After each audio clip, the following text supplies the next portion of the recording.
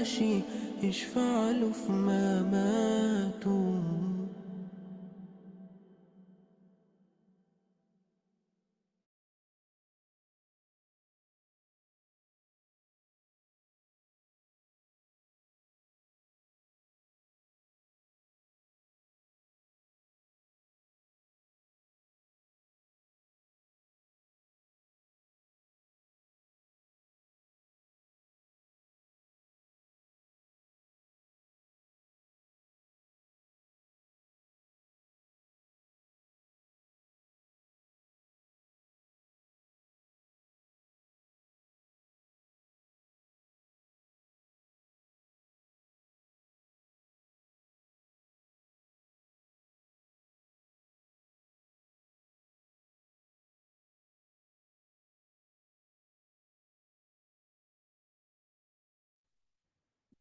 Assalamualaikum warahmatullahi wabarakatuh. Selamat datang kepada para peserta kajian kemuslimahan Jumat tahun 2024 dengan tema interaksi lawan jenis dalam bekerja dan bagaimana menyikapinya. Kepada seluruh peserta diharapkan untuk mengisi link presensi kajian pada link yang tertera di layar dan insya Allah kajian akan dimulai pada pukul 20.00. Terima kasih banyak.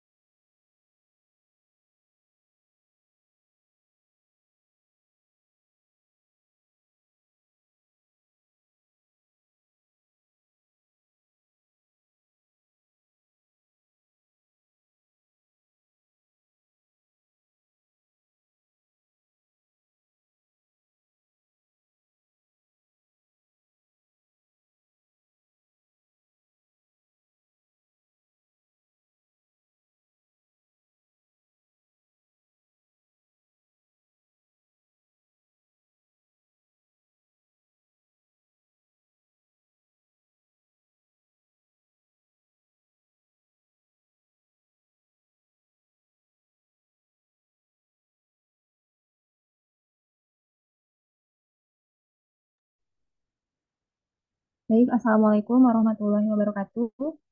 Alhamdulillahirrahmanirrahim. Wassalatu wassalamu ala asyrafil anbiya wal mursalin. Sayyidina wa maulana Muhammad wa ala alihi wa sahbihi ajma'in amma ba'du. Puji syukur kita panjatkan kehadirat Allah Subhanahu wa Ta'ala atas berkah dan limpahan rahmatnya kita semua bisa berkumpul bersama secara daring pada malam hari ini. Saya ucapkan selamat datang kepada seluruh peserta kajian Kemuslimahan Jumat edisi Fikih Muslimah. Dengan judul kajian kali ini adalah interaksi lawan jenis dalam bekerja dan bagaimana menyikapinya. Pertama-tama, izinkan saya memperkenalkan diri. Nama saya Fadilah. Pada kesempatan kali ini, saya insya Allah diamanatkan sebagai MC yang akan memandu jalannya acara. Sebelum kita memulai rangkaian acara pada hari ini, ada baiknya kita buka bersama-sama dengan membaca basmalah. Bismillahirrahmanirrahim. Sebelumnya, Kemuslimahan Jumat merupakan kegiatan rutin yang diadakan oleh Keluarga Dokter Muslim FKUI 2018 dan 2019. Berkolaborasi dengan Mushola Al-Azhar IMERI serta FSI BEM IKM FKUI. Sebelum memulai, saya akan membacakan beberapa peraturan pada kajian malam hari ini. Bisa di next slide.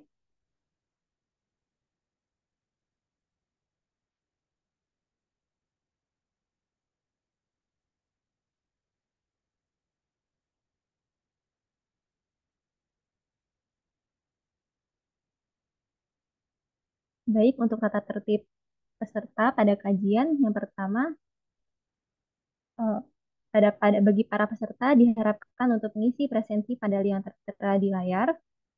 Kemudian, saat sesi tanya jawab, dipersilakan untuk raise hand atau chat di kolom Q&A.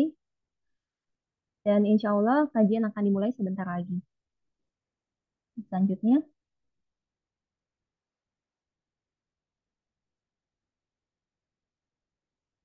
berikut adalah rundown acara, dimulai dari pembukaan dan dilanjutkan oleh tilawah, kajian, dan diakhiri dengan tanya jawab.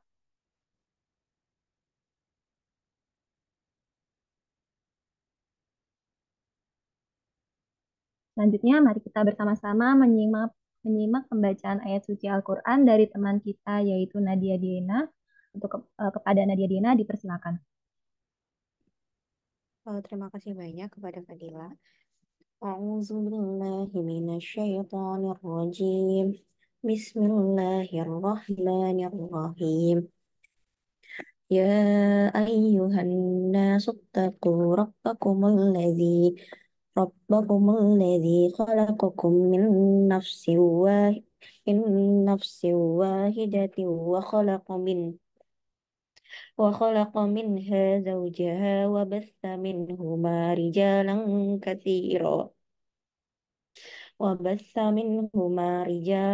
كثيرا ونساء واتقوا الله الذي تساءلون به والأرحام إن الله كان عليكم رقيبا. Wahai manusia, bertakwalah kepada Tuhanmu yang telah menciptakanmu dari diri yang satu Adam. Dan dia menciptakan dirinya pasangannya Hawa. Dan dari keduanya Allah memperkembangbiakan laki-laki dan perempuan yang banyak. Bertakwalah kepada Allah dengan namanya, kamu saling meminta dan peliharalah hubungan kekeluargaan. Sesungguhnya Allah selalu menjaga dan mengawasimu. Quran Surah An-Nisa ayat 1. Baik, terima kasih kepada Nadia atas pembacaan Al-Quran. Semoga yang membacakan dan yang mendengarkan mendapatkan pahala dari Allah Subhanahu wa taala. Amin ya rabbal alamin. Kajian kali ini akan dibawakan bersama dengan narasumber yang alhamdulillah berkesempatan hadir, yaitu ada Ustazah Erika Suryani Dewi. Assalamualaikum Ustazah Erika. Waalaikumsalam warahmatullahi wabarakatuh. Ya, alhamdulillah Ustazah. Terima kasih banyak sudah hadir Ustazah. Bagaimana kabarnya Ustazah? Alhamdulillah bi khair. Alhamdulillah. Semoga selalu sehat ya Ustazah ya. Alhamdulillah. Selanjutnya saya akan membacakan CV terlebih dahulu. Untuk Ustazah Erika, pendidikannya beliau mendapatkan pendidikan di S1 dan S2 di International University of Africa, Khartoum, Sudan. Kemudian untuk aktivitasnya, beliau adalah dosen tafsir hadis di STI Al-Hikmah Mampang, Jakarta Selatan. Juga pembimbing haji dan umroh Sabik Travel, Sabita Travel, Cordova Travel. Juga tim asatizah dari Darut Tauhid, kemudian Daiyah atau Mubalighah, dan owner dari Sabik Travel. Masya Allah sekali Ustazah. Selanjutnya kita akan lanjut ke sesi kajian uh, bersama narasumber kita. Untuk Ustazah Erika dipersilahkan. Syukran jazakillah khairan. Bismillahirrahmanirrahim. Assalamualaikum warahmatullahi wabarakatuh. Alhamdulillahirabbil alamin wa bihi nasta'inu ala umuri dunya waddin. Allahumma salli wa sallim wa barik ala sayyidina Muhammad wa ala alihi wa sahbihi ajmain wa man tabi'ahum bi ihsanin ila yaumiddin. Rabbi israh li sadri wa yassir li amri wa hlul 'uqdatam min lisani yafqahu qawli amma ba'd. Alhamdulillah, akhwat fillah rahimakumullah, saya izin minta akses untuk share screen ya.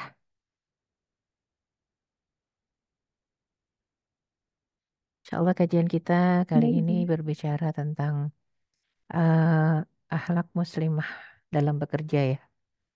Bekerja, berwirausaha, entah itu di kantor atau kita sendiri yang buka kantor ya. Artinya muslimah, kalau kita bicara muslimah maka kita bicara satu sosok yang harus dilindungi karena tidak ada kewajiban untuk mencari nafkah. Artinya ketika tidak ada kewajiban untuk mencari nafkah, maka muslimah ini memang betul-betul punya hak untuk dinafkahi ya. Saya bisa share screen? Baik, Ustazah. Oke, Sebentar. udah dapat akses ya, alhamdulillah. Ya, sudah. Amin. Ya, jadi kalau kita bicara tentang interaksi muslimah di medan pekerjaan ataupun wirausaha, biasanya kan berinteraksi tidak hanya dengan satu jenis ya. Apapun juga itu wilayah kerja kita, pastilah kita berinteraksi dengan banyak manusia.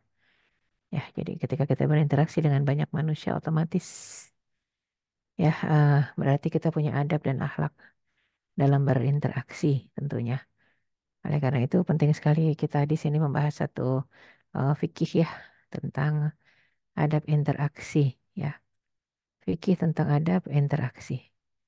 Oleh karena itu kita akan bahas satu tema adab interaksi muslimah dalam wirausaha. Nomor satu, kita mau bekerja apapun juga pastikan itu halal dalam syariat. Artinya pekerjaannya adalah pekerjaan yang halal. Karena kalau kita bicara kerja, berarti kita bicara ma'isyah, bicara pendapatan. Dan kita harus punya niatan itu bukan untuk mencari uh, mata pencaharian atau pendapatan. Karena sekali lagi muslimah itu adalah sosok yang harus dinafkahi. Ya, jadi bukan yang mencari nafkah. Jadi dengan kata lain, kalaupun dia harus mencari nafkah itu karena kondisi darurat. Ya, jadi memang betul-betul karena kondisi kondisi darurat lah, maka dia mencari nafkah ya. Jadi ini penting sekali untuk kita pahami. Oleh karena itu ketika darurat tetap ada koridor ya dalam mencari nafkah. Misalnya kita lihat apa yang kita tuntut dalam mencari nafkah. Pertama halal. Ya, entah itu bidang bidang apa saja ya. Kita bicara kalau misalnya bidang kedokteran otomatis ya. Bidang kedokteran jadilah dokter yang jujur, dokter yang eh, benar-benar berupaya untuk menjadi jembatan kesembuhan. Karena dokter biar bagaimanapun juga tidak menyembuhkan ya, yang menyembuhkan Allah. Tapi dokter menjadi sarana untuk apa? Sarana kesembuhan ya, dan juga berarti apa yang kita berikan kepada pasien harus makan, minum itu jelas dari sisi obat-obatan harus dijamin halalnya, tidak memberikan sesuatu yang haram misalnya ya. Kemudian juga penting kalau kita bisnis di bidang makanan, minuman, pakaian juga begitu, cari yang halal dari bahan dasarnya sampai ke proses ya pembuatannya sampai ke proses jual belinya. Dalam muamalah juga begitu, jual beli, hutang piutang, pernikahan ya.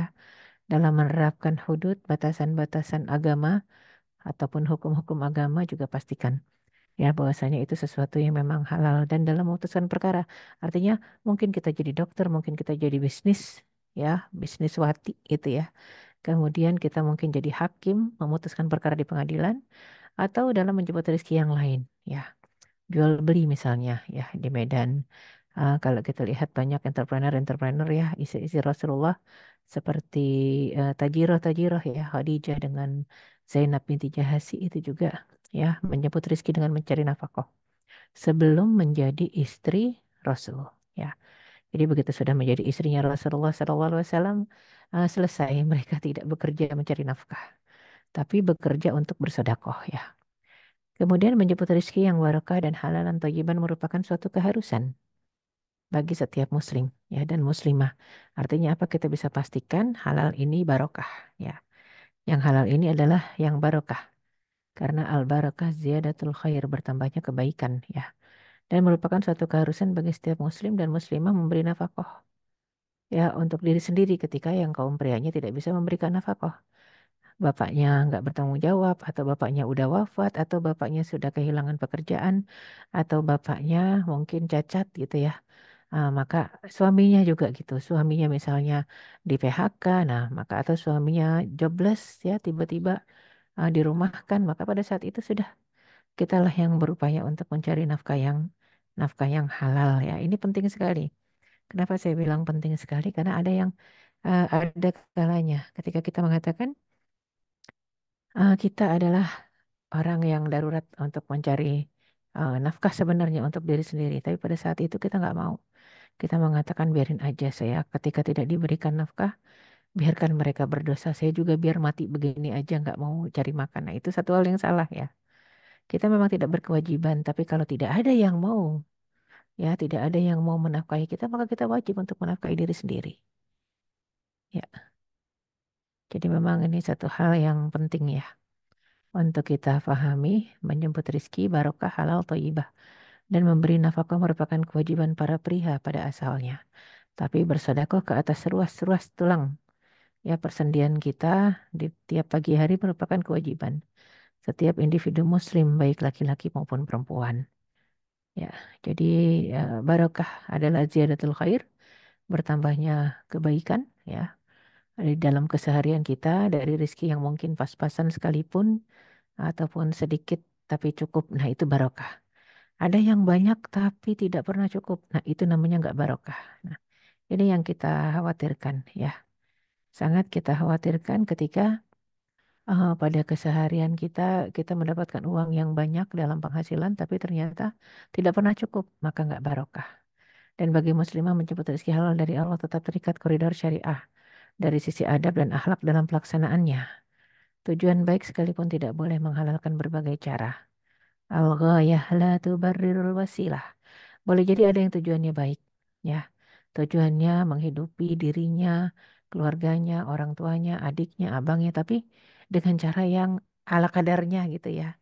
Ah, pokoknya ini kan yang kita kerjakan tidak maksiat. Pengertian maksiat sebagian orang adalah berzina. Padahal bukan, maksiat itu dari perkara besar sampai perkara kecil bisa hitungannya maksiat. Ketika bertolak belakang dengan koridor syariat, ya.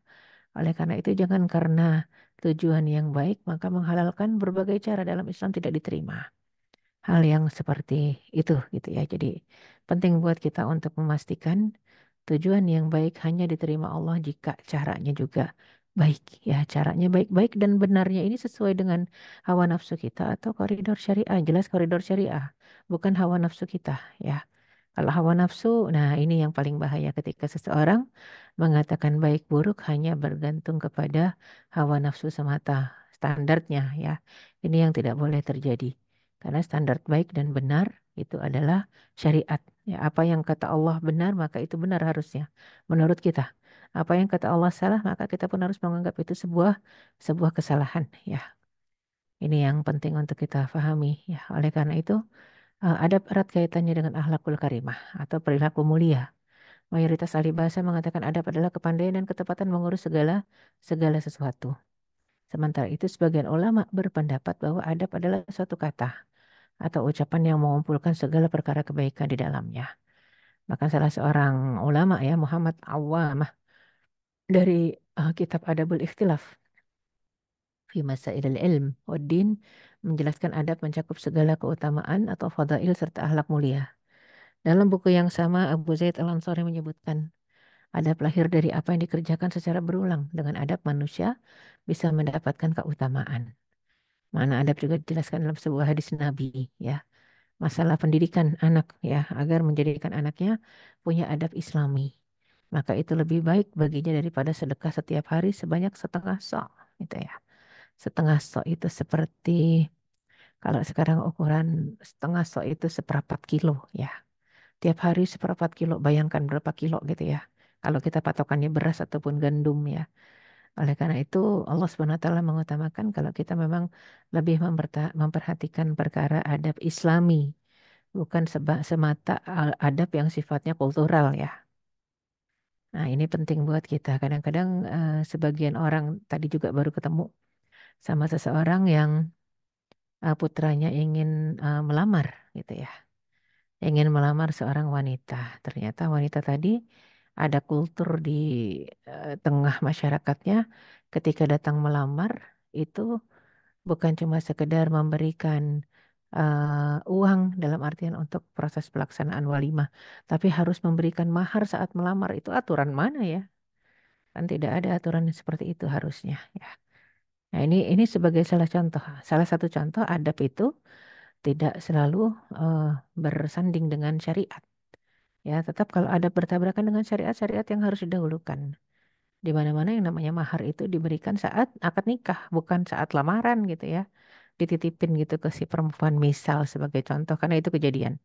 Nah, oleh karena itu penting juga pada akhirnya buat kita tidak menggunakan adat ya dan adab kultur ya ketika bertolak belakang dengan adab syar'i ya itu dia.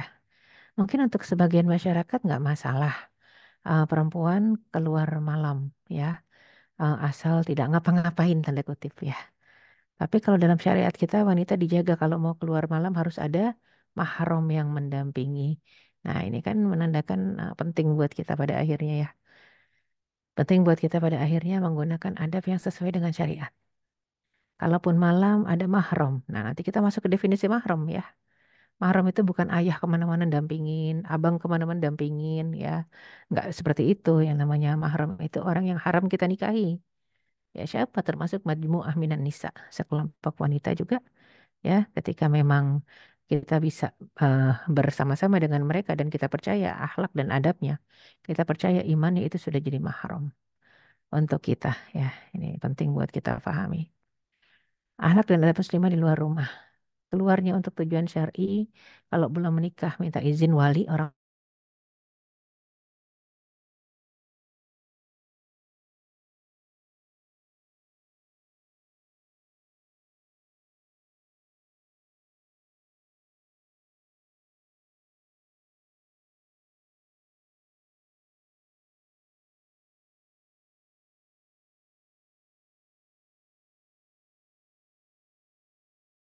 luar, nggak nunggu iya atau enggak ya. Tapi kalau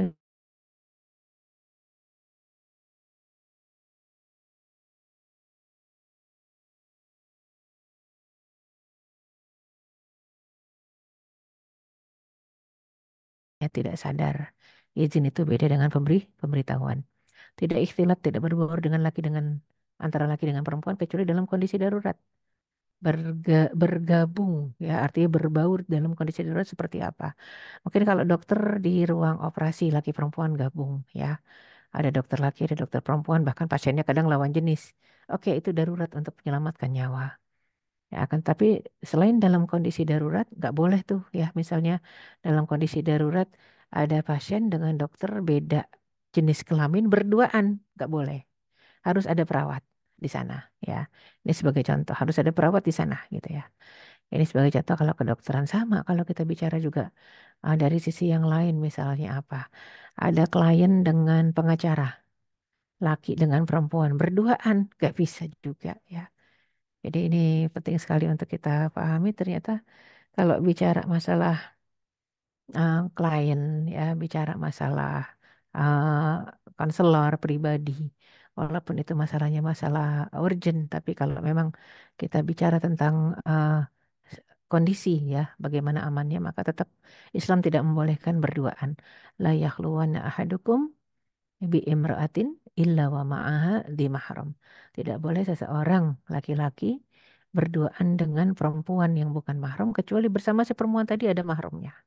Ya, jadi kemudian menjaga adab bicara, berjalan berpenampilan. Memakai hijab jelas yang sesuai dengan tuntunan syariat ya.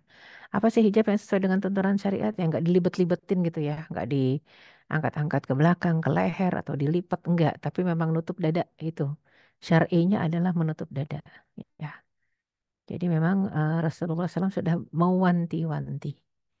Ya, jadinya perempuan nggak boleh musafir sendirian kecuali ada mahramnya dan perempuan nggak boleh berduaan dengan laki-laki yang bukan mahram kecuali si perempuan didampingi mahram. Mahram adalah orang-orang yang haram dinikahi oleh si perempuan tadi ya. Musafir aja nggak boleh tuh berduaan dengan yang bukan mahram. Harus didampingi dengan mahram. Ya, mungkin banyak yang mengatakan, aduh nggak mungkin lah bapak kita kemana-mana ikut pergi sama kita. Oke, tapi yang namanya mahram itu sampai kepada batasan majmu'ah minan nisa ithiqat. Sekelompok wanita muslimah yang kita percaya. Bahkan kalau kata Imam Syafi'i, nggak usah sekelompok, satu orang kita percaya dan kita aman bersama dia udah jadi mahram. Ya, menundukkan pandang. Nah, ini dia yang kadang-kadang ini yang tidak dilakukan oleh ikhwan akhwat di akhir zaman ini. Ya, karena sekarang kita semua pakai etika barat, bukan etika Islam. Jadi kalau bicara yang sopan tuh natep mata gitu ya. Padahal yang bicara itu yang sopan secara syariat adalah menundukkan pandang ya. Tapi kan kita suka begitu. Aduh, apa kata bos kalau kita nunduk aja ya. Jadi apa kata orang kita pikirkan tapi kita nggak peduli apa kata Allah. Nah, jadi memang perintahnya dalam surat An-Nur ayat 30 ayat 31 jelas wa qul lil mu'minin, yang satu lagi wa qul lil mu'minat. Katakan kepada orang beriman laki-laki dan orang beriman perempuan, ya. Jadinya himbauan yang jelas-jelas disampaikan itu kepada dua orang yang berbeda. Yang satu yaghuddu min absarihim wa yahfazu furujahum, yang satu lagi yaghdudna min absarihinna wa yahfazna furujahunna, ya. Jadi memang ini penting sekali kalau kita bicara betapa eh, seorang muslimah dijaga, seorang pria juga yang muslim dijaga oleh Allah Subhanahu wa taala, ya. Masing-masing memang sudah ada dalam batasan koridor yang jelas kalau berinteraksi. Mata nggak jelalatan, laki perempuan sama. Ya, jadi memang ini penting ya sebagai petanda kalau kita memang betul-betul orang yang beriman kepada Allah Subhanahu wa taala, karena disebutnya kullil mu'minin dan satu lagi kullil mu'minat. Ya, katakan kepada laki-laki beriman dan katakan kepada wanita beriman. Bicara yang lugas, qaulan fasiha, qaulan baligha, ya, qaulan karima, ya. Jadi memang perkataannya lugas, jelas, tegas. Jadi bukan perkataan yang mendayu-dayu, mendesah-desah, ya. Dan yang namanya wanita itu kalau kita lihat dalam surat Al-Ahzab ayat 32 sampai 34, perempuan adalah sosok yang betah di rumah. Gak ada yang melarang perempuan keluar rumah. Tapi kalau kita bicara betah di rumah, maka seorang wanita harus betah di rumah, ya. Dalam artian apa ketika disebut eh betah di rumah itu, kalau keluar rumah rasanya nggak nyaman, ya. Bahkan ingin segera kembali ke rumah, ya. Itu namanya betah di rumah. Jadi kalau keluar rumah rasanya tidak nyaman dan ingin kembali ke rumah saja. Nah, itu seorang wanita harusnya di sana. Ya, jadi peranan seorang wanita adalah utamanya masalah domestik adalah di rumah. Silakan kerja apapun juga di luar rumah, tapi peran domestik tidak diabaikan. Itu seorang muslimah, ya. Menjaga adab bergaul, tidak menghina sesama muslim, dan berbuat baik dan tidak mencari aib saudaranya seiman. Itu surat Al-Hujurat ayat 11. Kita yakini bahwasanya di setiap ruang lingkup pekerjaan, di setiap medan, ya, medan bekerja itu biasanya ada ujian. Kita nggak bisa nafikan, nggak bisa pungkiri bahwasanya ujian-ujian itu kadang-kadang membawa kepada persaingan, ya. Tapi ketika bersaing, bersainglah sehat. Bersaing yang sehat itu berarti tidak menjelek-jelekan, ya, orang-orang yang memang bekerja, ya, sebagai partner kita, ya, tidak melecehkan, tidak memburuk-burukan, apalagi sampai pencemaran nama baik gitu, ya. Dan tetap sebagai seorang muslimah maka harus menjaga kehormatan. Kalau kita bicara menjaga kehormatan berarti juga menutup aurat, ya. Kalau bicara menjaga kehormatan berarti menutup aurat, mengulurkannya juga ke dada gitu, ya.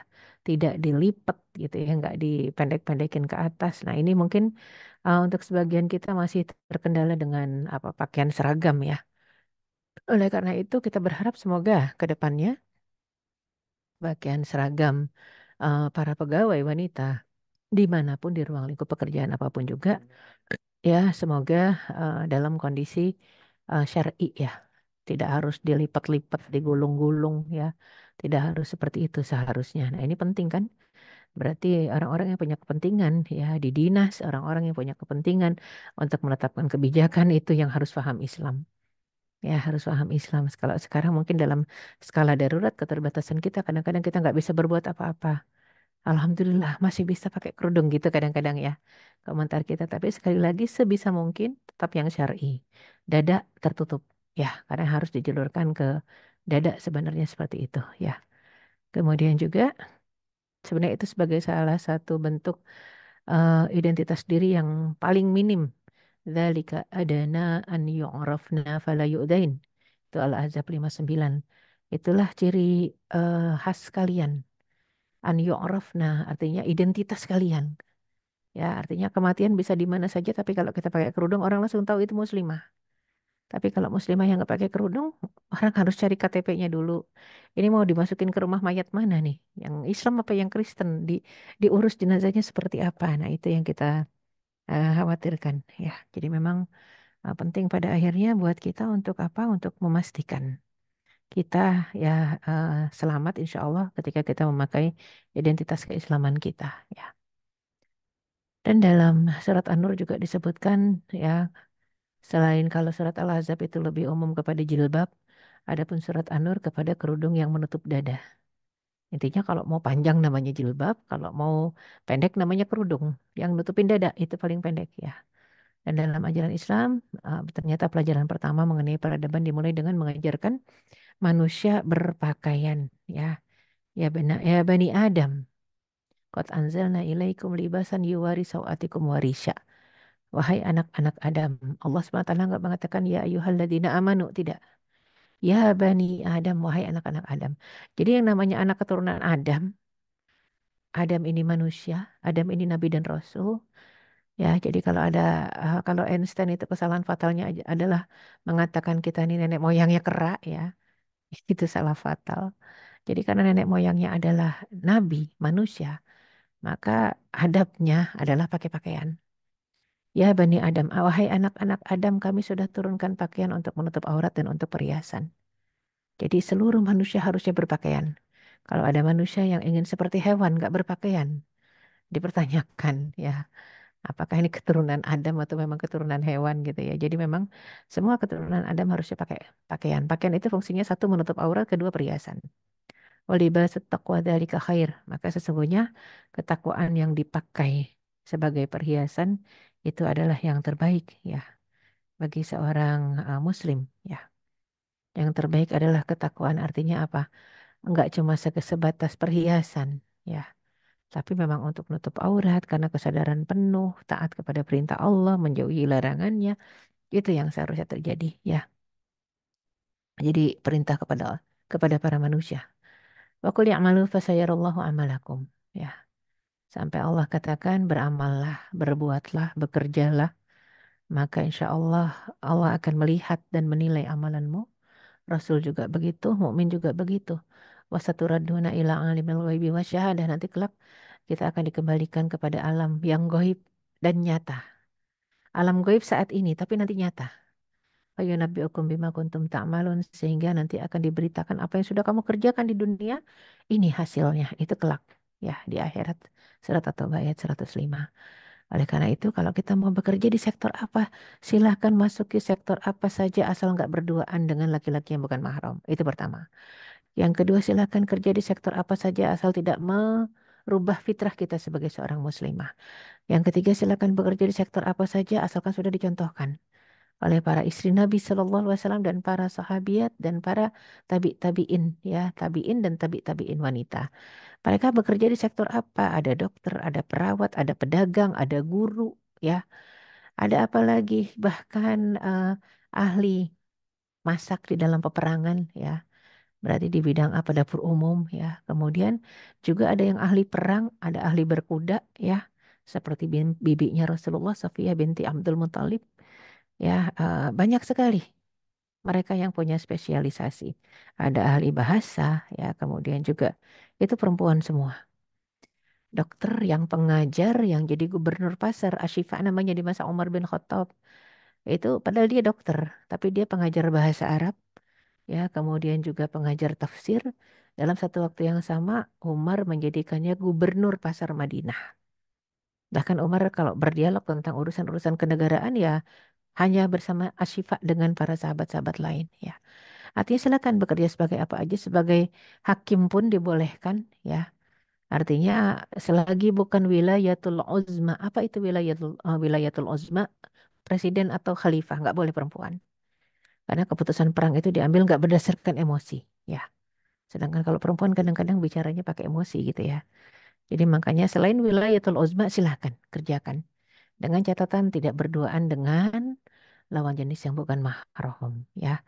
Dan tidak mengabaikan peran-peran domestik di rumah tangganya. Itu yang paling penting untuk kita pahami kalau kita bicara ruang lingkup kerja muslimah ya. Jadinya berinteraksi ada juga laki-lakinya ya nggak masalah. Pokoknya intinya jangan berduaan itu aja. Jadi di sisi siapa yang harus ada mahram? Jelas di sisi perempuan. Karena laki-laki nggak butuh mahram. perempuan yang butuh mahram ya. Sehingga kalau kita pahami tentang adab interaksi muslimah ketika berwirausaha, ketika bekerja, entah itu di kantor ya. Kan ada kalanya kita suka tahu kalau di kantor dalam satu ruangan itu bos dengan sekretaris misalnya. Berduaan bosnya laki-laki, sekretarisnya perempuan. Nah, itu satu hal yang nggak boleh dilakukan ya. Kalau memang harus satu ruangan, maka posisinya harus jauh, sekretarisnya harus dekat pintu keluar.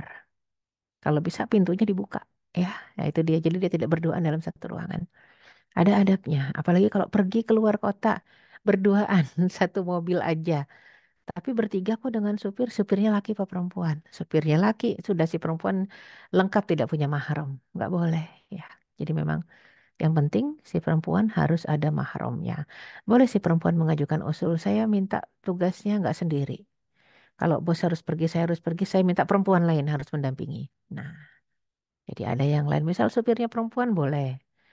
Atau misalnya si perempuan ini sekretaris, maka saya minta satu lagi yang bantuin saya. Itu nggak masalah ya. Biasanya kantor-kantor juga punya dana untuk itu. Tapi daripada kadang-kadang itu ini ya, dana itu diperingkas, akhirnya ya berdua lagi perempuan. Lebih ngeri itu ya. Ditugaskan dari kantor laki perempuan misalnya. Bukan bos dengan sekretaris, pokoknya ada dua karyawan, eh, satu karyawati, satu karyawan. Tugas keluar kota pakai pesawat berduaan. Eh, Dapat tempat penginapan hotel samping-sampingan kamarnya. Wah, ini kalau ada setan lewat, sudah ya itu yang paling kita khawatirkan kalau kita udah bicara setan lewat ya.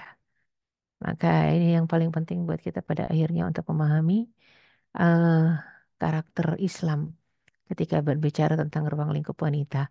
Nomor satu dari sisi pekerjaan, niat kita bekerja untuk apa.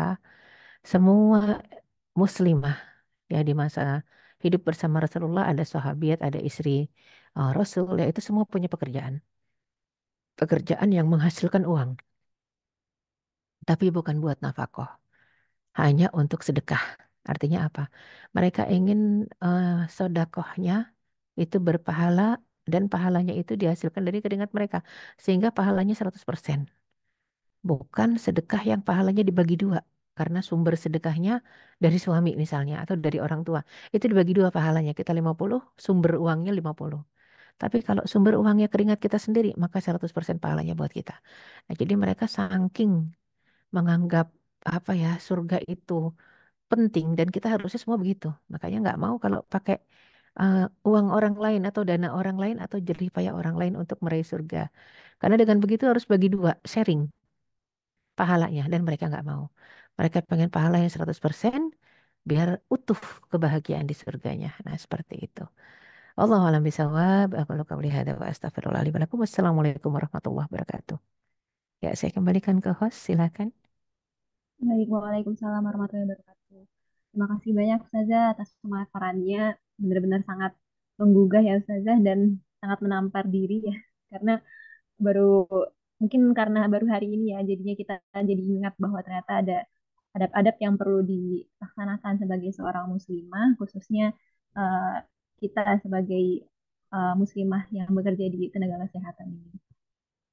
Baik, selanjutnya kita akan lanjut di sesi pertanyaan.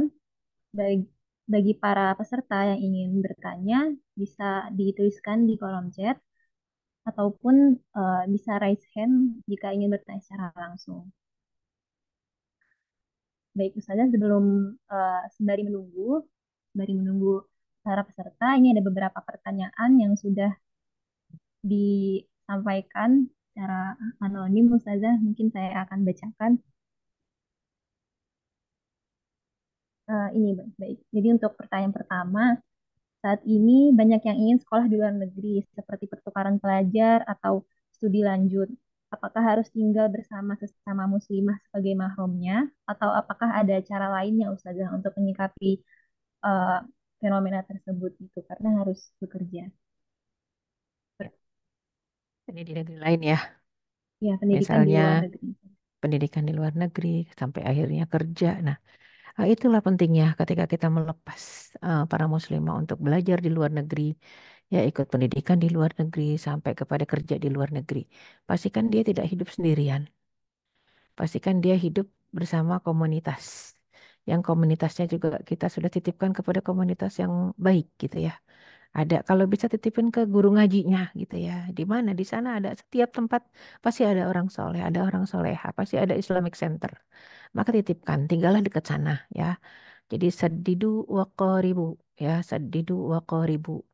Maka berupayalah untuk selalu benar dan mendekatlah dengan orang-orang yang benar. Itu perintah Rasulullah Sallallahu Alaihi Wasallam.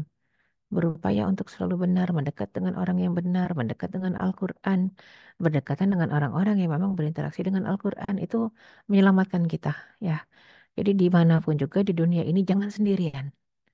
Ada orang mungkin yang menganggap biasa sendirian, di mana-mana juga orang sendirian.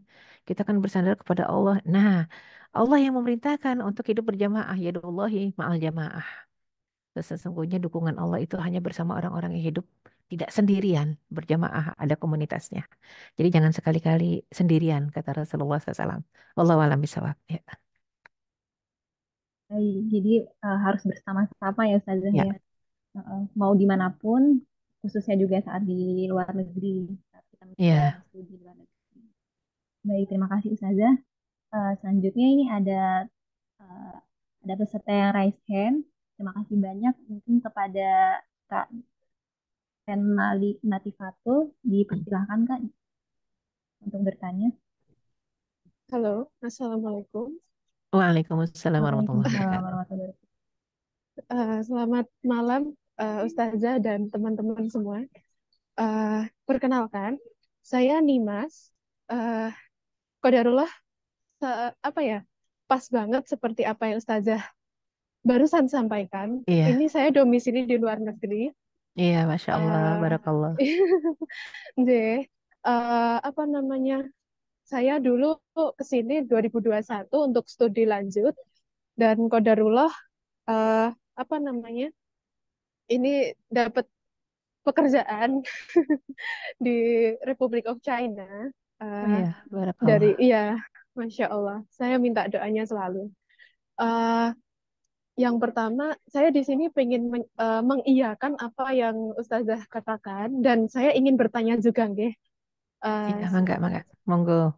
nggih, sebelumnya memang betul kata Ustazah, di sini jangan khawatir buat teman-teman semua. Memang dari kalau memang kita ada keinginan untuk kuliah luar negeri ataupun bekerja di luar negeri, insya Allah dimanapun pasti ada istilahnya seperti Islamic Center atau eh, komunitas-komunitas Muslim dan Muslimah seperti itu. Bahkan di negara yang saya tinggali sekarang pun, yang notabene kebanyakan Buddha dan ateis, ada kok, tetap ada itu apa namanya, komunitas Muslim gitu. Dan yang ingin saya tanyakan Ustazah, oh iya, ini alhamdulillah awal saya datang ke Republic of China dulu sendirian. Qadarullah di semester 3 kuliah S2 saya dipertemukan Allah kepada suami saya, alhamdulillah, dan sekarang suami saya masih berkuliah dan saya sudah lulus 1 semester lalu begitu. Jadi ya alhamdulillah. Alhamdulillah. Jadi sudah tidak sendiri, sudah ada mahram di luar negeri begitu. Nah, yang saya tanyakan, Ustazah, di perusahaan yang saya ikuti, qadarullah saya di sini bukan dokter, jadi ini non sewu saya nyasar. Nggak Saya apa-apa, nggak apa-apa. saya engineer, Iya, Masya Allah. nggih, eh, di salah satu perusahaan konstruksi di Republic of China, eh, di mana hanya saya sendiri yang Muslim dan saya perempuan gitu, dan di mana saya juga tetap harus menjaga eh, apa yang harus saya jaga sebagai muslimah seperti itu. Dan bahkan teman-teman pun eh, bagaimana ya, hanya untuk mengenal Islam saja mereka masih awam begitu. Jadi begitu saya masuk, teman-teman itu banyak yang, oh Muslim, oh, dan banyak sekali pertanyaan yang masuk. Tapi jujur saya senang karena dengan ini, Bismillah, saya niatkan untuk mengenalkan, at least mengenalkan agama Islam kepada teman-teman lokal yang masih awam begitu, Ustazah. Iya, Ya, oke. Yang saya tanyakan, ya itu, teman-teman saja masih awam terhadap Muslim, di mana terkadang mereka mengajak salaman ataupun ya seperti itu. Eh, yang jujur terkadang eh, karena saya orang Jawa, saya nggak enakan gitu. Jadi saya kadang minta maaf sama Allah dan dalam hati saya juga minta maaf sama suami saya. Kadang saya kelepasan salaman ataupun bagaimana. Tapi alhamdulillah dari perusahaan sangat memfasilitasi saya untuk beribadah. Bahkan ketika saya diharuskan untuk pesta itu tuh saya nggak perlu minum homer dan lain-lain gitu. Jadi alhamdulillah gitu. Nah, yang saya mau tanyakan, apakah ada kemakluman atau apa ya Ustazah ya? Rukhsah gitu ya, rukhsah keringanan. Iya betul, rukshoh begitu untuk saya gitu. Mengingat ya, ya seperti itu keadaannya. Iya, alhamdulillah di kantor sendiri nggak melarang ibadah ya, dan tidak melarang berpakaian muslimah ya. Betul. Iya, tapi mereka Mm-mm. bertanya gitu. Tapi saya Mm-mm. minta izin setiap kalau saya ke site kayak gitu, saya minta izin pakai rok ya gitu.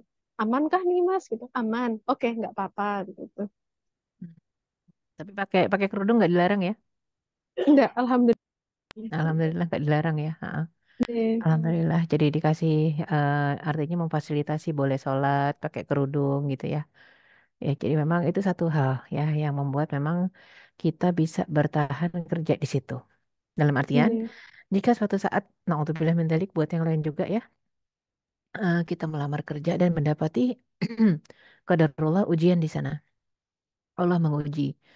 Ternyata di pabrik itu tidak bisa sholat misalnya. Ya, berbagai alasan mungkin disampaikan karena mesinnya nggak bisa ditinggalin, harus terus dijaga misal gitu ya. Tidak bisa sholat, nggak bisa pakai kerudung, nggak bisa tutup aurat, pergaulannya nggak jelas, bahkan ada kewajiban minum khamr misalnya, finish, nggak usah kerja di situ, gitu ya. Artinya apa? Rizki Allah berikan itu ardullahi wasi'ah. Bumi Allah ini luas, lapang ya. Dimanapun juga nggak terbatas sebagai dokter sebenarnya ya. Kerja dalam sektor apapun juga. Ketika nanti pekerjaan kita bertabrakan dengan hal-hal yang diharamkan Allah, kalau saya simpel, tinggalkan gitu ya. Tinggalkan apapun juga yang ketika memang nggak bisa dinegosiasi uh, orangnya. Jadi jangan syariatnya yang dinegosiasi, tapi aturannya, aturan manusia yang dinegosiasi. Ya, jadi memang makanya penting di sini punya prinsip lakum dinukum waliyadin. Bagimu agamamu, bagiku agamaku gitu ya.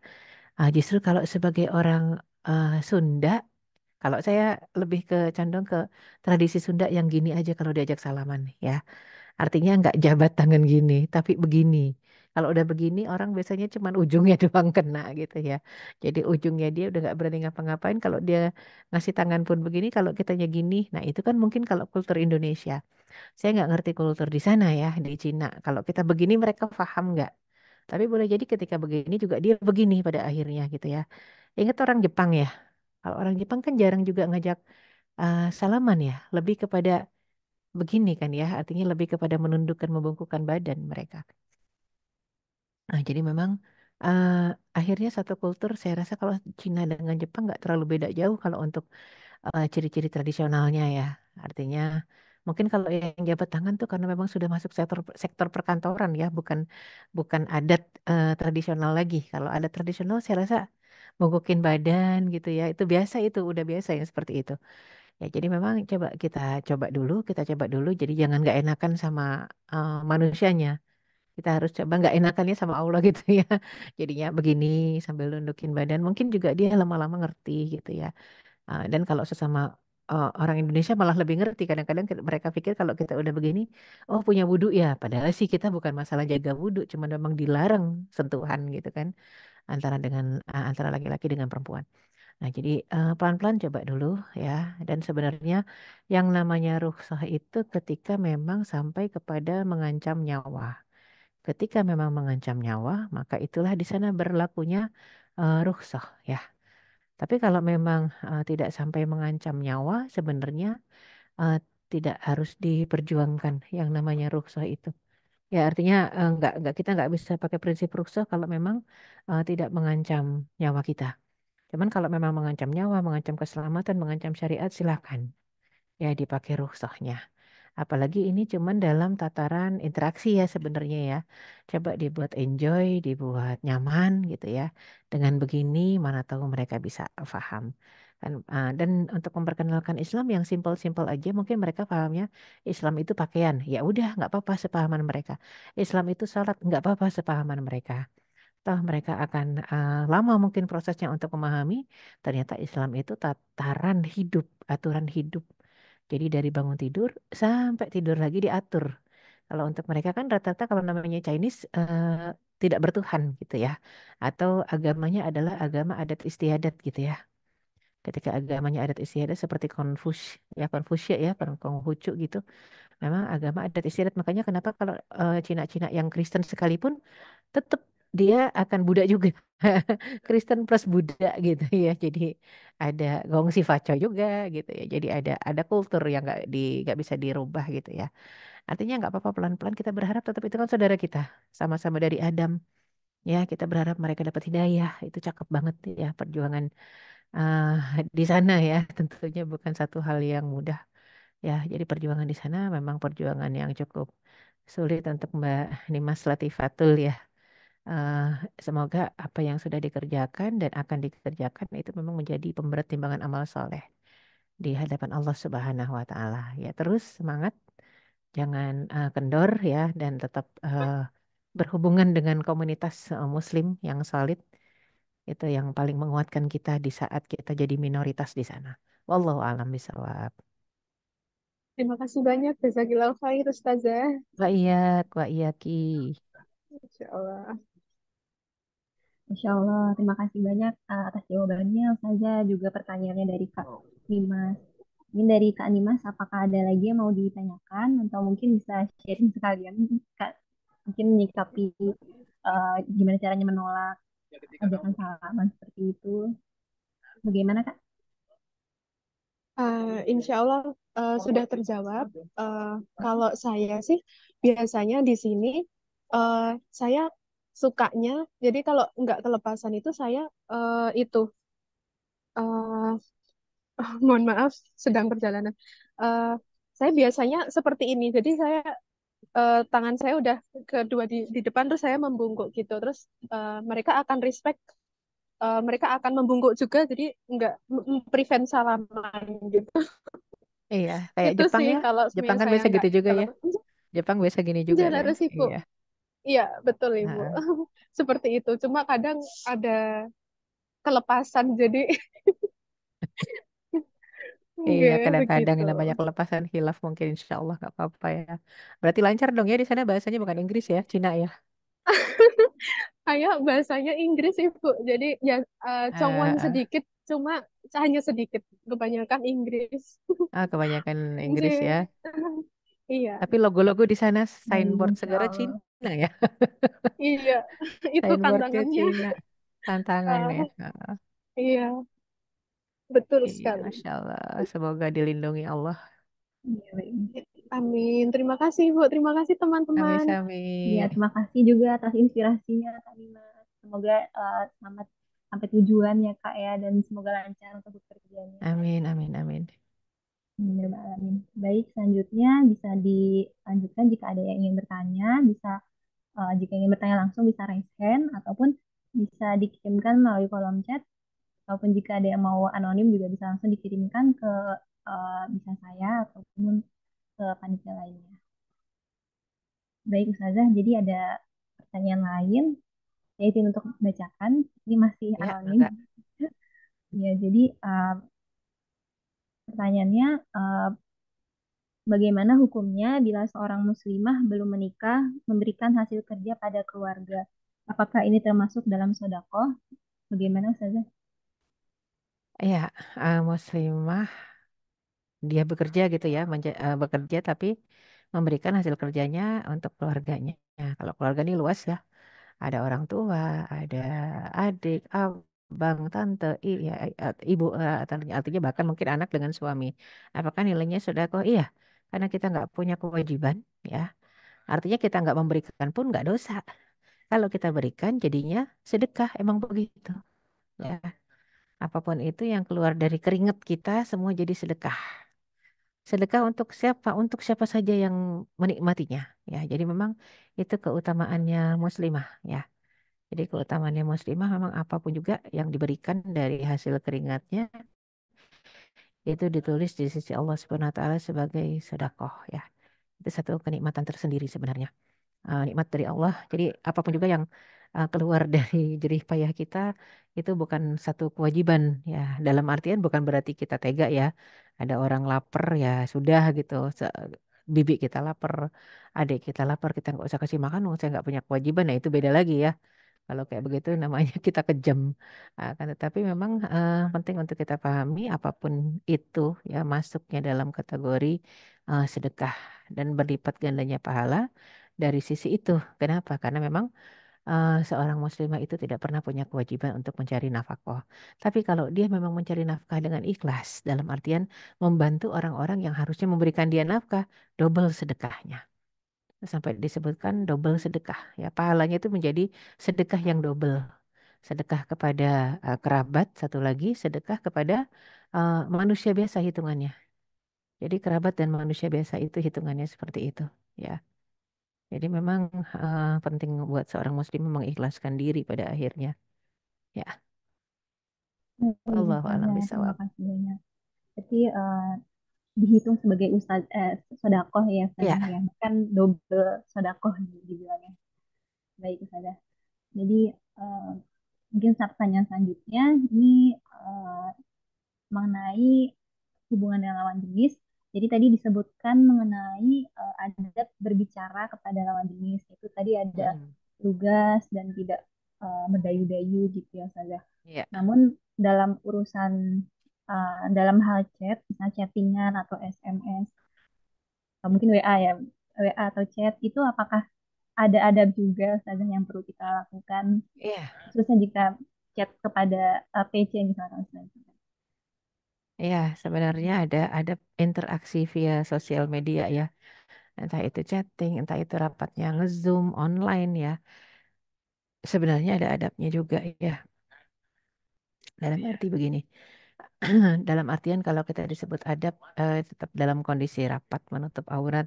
Karena ada kalanya nih kita off cam. Rapat nih ya, rapat rame-rame off cam ya. Jadi ketika rapat rame-rame off cam itu kita ngerasa nggak ada yang lihat. Namanya juga off cam gitu ya.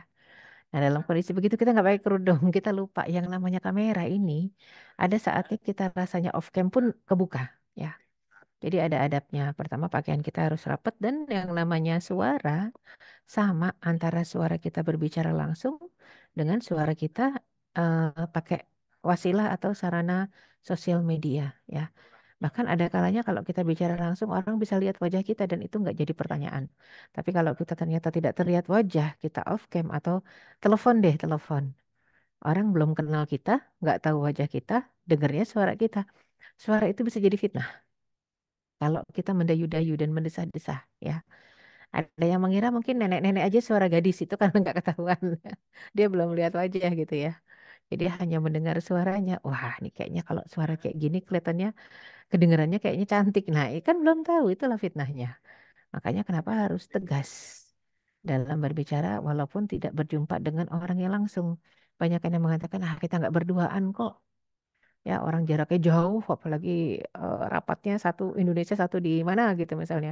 Tetap aja ketegasan itu penting. Ya, tegas di sini bukan kasar tapi memang jelas. Ya, kaulan baligho ya. Jadi disebutnya kaulan baligho itu jelas, fasil ya dan juga apa terarah. Bukan juga kata-kata yang muter-muter sampai yang di sana tuh penasaran kamu mau ngomong apa sebenarnya gitu ya. Jadi akhirnya dia jadi salah tangkap. Pokoknya yang jelas aja tek tek tek selesai. Nah, itu kalau dengan lawan jenis. Wallahu a'lam bishawab. Ya, baik, terima kasih Ustazah. Jadi untuk Sama-sama. tidak hanya berbicara secara eh, langsung ya, tapi dalam sosial media juga kita Mm-mm. perlu untuk menjaga adab. Yang penting adalah lugas, tegas bagi seorang muslim. Mm-mm. Baik, Ustazah. Selanjutnya ada ada lagi pertanyaan ini eh, mungkin bersangkutan dengan tenaga kesehatan ya saja. Jadi sebagai tenaga kesehatan pastinya tidak bisa dihindari ya interaksi lawan jenis Iya, maupun pasti. bersentuhan dengan lawan jenis gitu Iya. pastinya. khususnya kepada pasien. Namun jika dalam lingkup belajar, misalkan eh, sebagai seorang misalkan dokter ada belajar skill misalkan saja atau belajar pemeriksaan fisik yang harus dilakukan kepada pasien eh, dan bukan dalam lingkup sebagai dokter eh, asli Nah, karena belum sebagai dokter misalnya. Apakah itu juga bisa disebut dengan toleransi? Apakah bisa ditoleransi juga? masih artinya menggantikan dokter yang sebenarnya gitu ya? Atau gimana interaksi dengan Dalam pasien? lingkup belajar misalnya. Ya, Masih kalau lingkup masih belajar kan belajar. lebih kepada guru dengan murid ya. Artinya guru dengan murid, lingkup belajar, ya artinya kadang-kadang juga kita harus turun observasi ya kepada calon pasien gitu ya, ataupun masih survei, tetap aja itu semuanya skala belajar. Ya namanya skala belajar nggak masalah, murid dengan guru, bahkan juga interaksi dengan masyarakat itu semuanya tetap ada koridornya. Dalam artian kita kan nggak pernah belajar berduaan ya. Ya, atau observasi cuman sendirian, kemudian sama pasien, calon pasien yang sendirian gitu misalnya. Observasi di rumah sakit tentunya tetap ada orang-orang banyak ya. Itu yang dibutuhkan, jangan sampai sendirian ya. Dalam artian apa? Kalau dilihat dalam sistem belajar mengajar di dalam Islam juga begitu. Nggak masalah yang ngajarinnya lawan jenis. Tapi di sana tetap ada adab. Pernah suatu ketika Imam Abu Hanifah itu mengajarkan fikih. Fikihnya fikih toharoh. Muridnya laki perempuan. Ada laki-laki, ada perempuan. Murid perempuan di belakang, murid laki-laki di depan. Nah, namanya fikih toharoh, murid perempuan pengen nanya pasal darah haid. Gimana ada murid laki-laki? Pasti malu, ya. Murid ini seorang wanita, ya. Di belakang ada wanita-wanita lain. Cuman memang bersepakat kamu aja yang maju tolong tanyakan kepada Imam Abu Hanifah. Jadi kalau dulu mau nanya itu perempuan nggak teriak-teriak ya. Kalau sekarang kan mungkin pakai pakai mic ya, langsung aja gitu. Ketika pakai mic udah tinggal ngomong udah kedengeran walaupun kita di belakang ya. Jadi yang ditanyakan tentang darah haid kapan wanita itu terhitung suci ketika lagi haid. Kapan dia boleh sholat ya. Jadi pertanyaannya dari seorang murid yang cerdas kepada seorang guru yang cerdas ya, dan diiringi dengan koridor dan adab karena dia malu, dia perempuan. Muridnya sebagai sebagian depan baris depan itu semua laki-laki. Akhirnya dia menghampiri Imam Abu Hanifah dengan sebuah apel merah. Wahai Imam Abu Hanifah, dia datang tuh ke mejanya, dia sodorin aja apel merah di ininya, apel merah di mejanya. Maka Imam Abu Hanifah memandang perempuan itu sebentar saja, dia lihat apel merah, dari tatapan mata itu si perempuannya ngangguk, terus Imam Abu Hanifah ngangguk. Nah, bingung nggak? Nggak nanya, nggak ngomong. Wahai Imam Abu Hanifah, plek taruh apel, ngangguk, ngelihat ngerti. Akhirnya kata Imam Abu Hanifah, tolong ambilkan pisau kepada muridnya yang laki-laki. Ketika murid yang laki salah seorang muridnya itu mendatangkan pisau, Imam Abu Hanifah belah dua apelnya. Putih, kata Imam Abu Hanifah. Waktu satu merah, begini baru. Apa Imam Abu Hanifah cuma mengatakan putih. Akhirnya perempuan itu ngangguk. Selesai. Apa yang ditanya, apa jawabannya? Ayo. Ternyata si perempuan mengatakan kapan penjelasan haid wanita itu eh, selesai. Maka dari merah darah itu, kata Imam Abu Hanifah, tunggu sampai kapas putih itu kan yang Rasulullah sabdakan. La tasta'jili hatta tala'at kursul bayda. Jangan tergesa-gesa sampai kapas keluar putih. Artinya apa? Kalau sudah mendekati waktunya habis masa haid, udah ada gradasi warna, nggak merah lagi, kadang-kadang coklat, kadang-kadang keruh. Nah, itu cek terus pakai kapas. Tapi jangan tergesa-gesa untuk mandi wajib sampai kapas keluar putih. Ingat, yang jangan tergesa-gesa mandi wajib. Kalau wajib mandi tiap kali bau pasti mandi, tiap kali hari keringetan pasti mandi. Tapi mandi wajib yang pakai niat itu loh. Ya, jadi jangan tergesa-gesa, jadi jangan cepet-cepet tergesa-gesa ingin sholat sampai kapas ketika dioleskan itu keluar putih. Jadi jawaban yang simpel. Sebenarnya si perempuan ini juga udah ngerti jawabannya, cuman minta kepastian dari seorang imam ya. Dan imamnya juga pinter. Pertanyaannya apel, jawabannya apel dibelah dua. Udah itu aja warna putih ya. Jadi antara guru dengan murid sama pinternya. Murid laki-laki nggak ada yang ngerti. nggak ada yang tahu karena itu hanya Imam Abu Hanifah aja yang tahu. Ya, artinya kita belajar nggak masalah dengan siapa saja, dengan objek apa saja, asalkan memang itu tetap dalam koridor yang dibenarkan, tidak berduaan. Wallahu a'lam bishawab.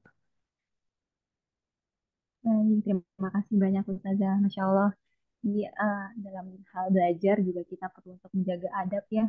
Iya, Dari ceritanya juga Masya Allah.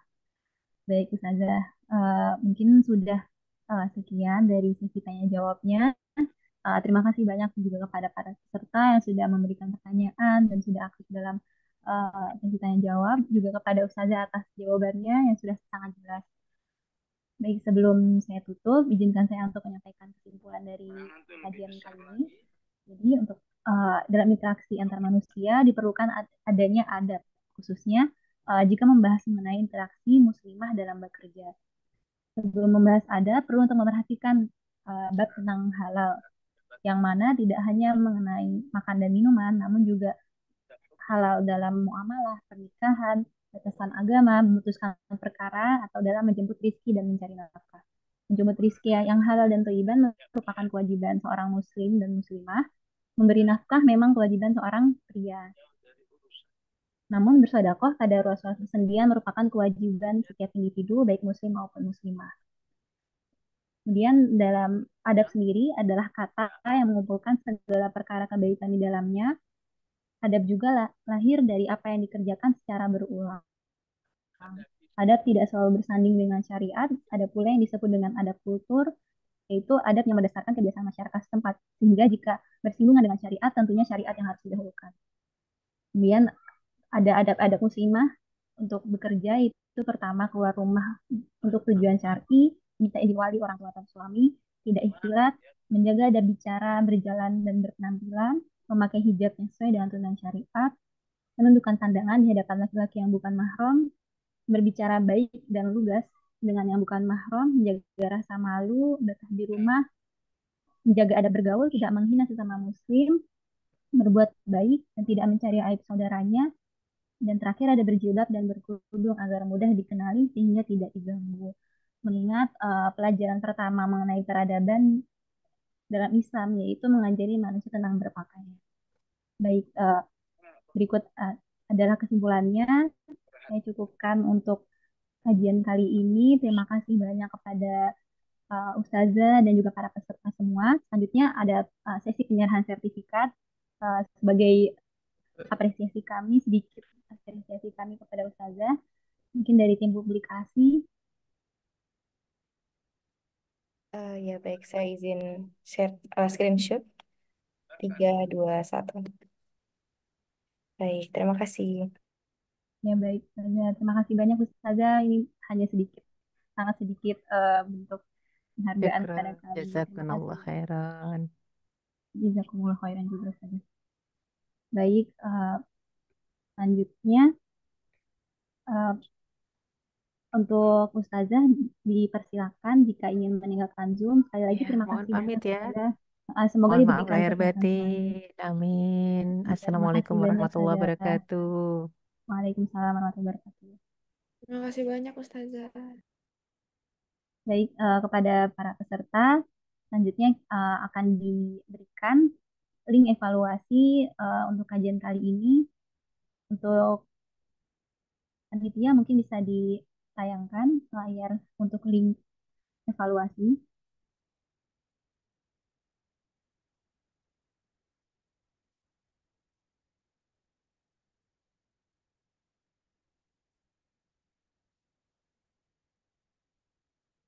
Ya baik, untuk pengisian link bisa diisi melalui tiny.cc garis miring eval keju 2023. Baik, selanjutnya sembari mengisi link eval, saya izin untuk menutup kajian kali ini. Saya mewakili panitia mengucapkan terima kasih kepada seluruh peserta yang sudah mengikuti kajian hari ini. Mohon maaf apabila terdapat kesalahan kata maupun perbuatan. Wabillahi taufiq wal hidayah. Wassalamualaikum warahmatullahi wabarakatuh. Waalaikumsalam. Waalaikumsalam warahmatullahi wabarakatuh.